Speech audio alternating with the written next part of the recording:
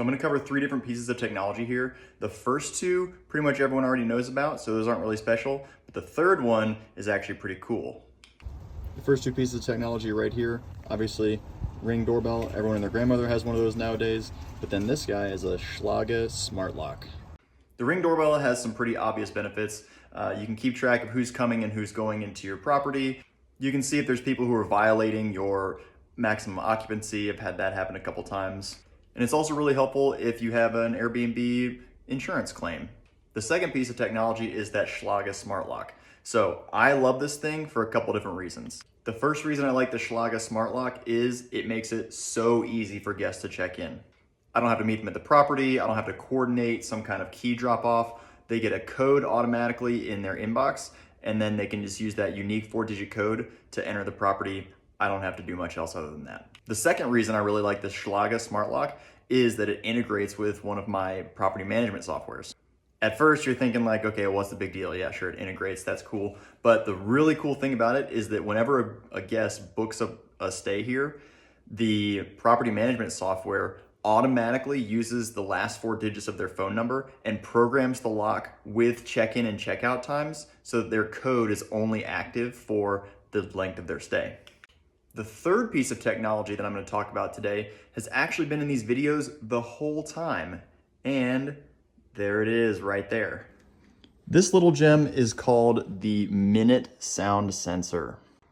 This little guy is magnetically attached to the ceiling with a little base here, and this is a nifty little piece of technology. What the Minute Sensor does is it monitors for decibel levels, so just sound levels. It doesn't do any audio recording, doesn't do any video recording, so just sound levels. And it also monitors for temperature and humidity.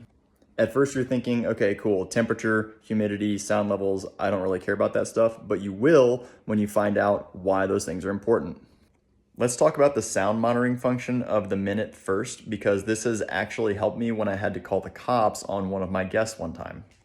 My Airbnb is actually an end-unit townhome, so it's really important that my guests are nice and quiet and very respectful of the neighbors, since they do share one of the walls of the unit with the neighbors.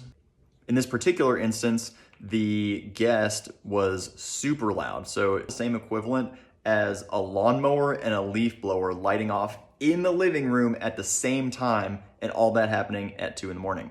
That instance actually caused me a ton of headache. I called the cops on my guests, the neighbors called the cops on my guests, and Airbnb filed a complaint. It was a whole ordeal. I'll be happy to cover that some other time, but it was not a lot of fun. Thankfully, because I had this Minute monitor, it recorded the decibel levels, so I was able to submit that to Airbnb to reinforce my claim that I had done nothing wrong.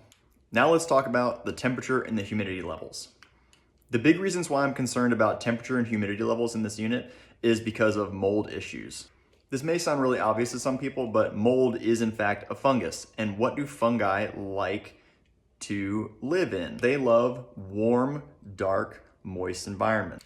So by using my Minute sensor, I can make sure that the house is not too warm, not too moist, and I guess it doesn't really help with the darkness, but other ways to manage that. So the end effect of those three things is no mold in the unit, no risk of health hazards, and above all, happy guest stays. Last thing I want to cover before I go is why people care if they have happy guests, and there's two reasons for that as well. The first one is this is a service business, so we're always trying to give people the best possible product for their money, particularly if it's a family who's coming down to Charleston for their vacation. You don't want to have a crappy staying experience for someone who's trying to make a childhood memory with their kids. So that was the really lighthearted, fun reason. The other reason is from a business perspective. On Airbnb, everything is driven by reviews. This may be self-explanatory, it's 2025. We're pretty much rating everyone with the star ratings, even if they're your friends or your family. But what this effectively amounts to is anything other than a 5-star rating for your stay is gonna lower your promotion rate in the algorithm.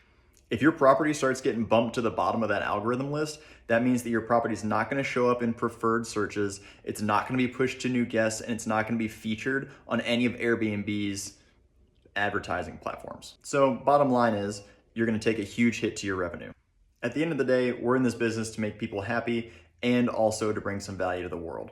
So if you can get great guest stays, they'll reward you with high reviews, and then those reviews will give you more opportunities to make a decent living and provide people with awesome experiences on their visit to Charleston. Over the next couple weeks, I'm gonna break down some of the systems, programs, and methods that I use to maintain my Airbnb both in good shape and profitable. And then most importantly, I wanna make sure that it is the smallest mental load possible. I don't wanna get too sidetracked on the mindset side of things, but hopefully all this information has helped you and maybe inspired you to go try your own Airbnb. In any case, you can always get a hold of me and I'll be happy to help out in any way I can.